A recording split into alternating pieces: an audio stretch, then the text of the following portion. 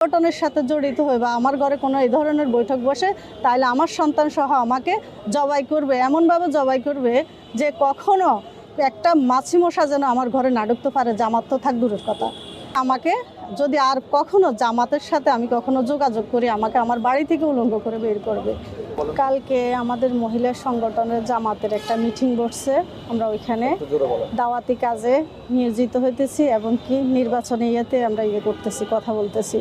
ওইখানে রোমান হঠাৎ করে আসি চিল্লাচিল্লি করতে আছে, এখানে এই নারী কেন আসছে, জামাতের নারীরা কেন আসছে, এদেরকে বাইরে বলতে। আমি তো এভাবে তো মহিলাদের ভিতরে আপনি পুরুষ মানুষ আসতে পারেন না, আপনি একটু পরে আসেন।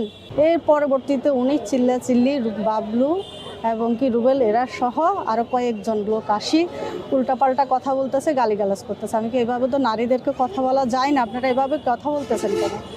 কি বলছে, এখনো পিডি নাই, পিডাই বাইর করবো, পরে বলো বাইর নইলে তোমাদেরকে পিটাই এখান থেকে বাইর করবো। তখন কর্মীরা দ্রুত বাইরে যাওয়াতে এরা সব আমার সবগুলা রুমের ভিতরে ঢুকি ওনাদেরকে মারবো ধরবো, আমার বাচ্চাদেরকে হুমকি দিতে আছে, আমারও হুমকি দিতে আছে।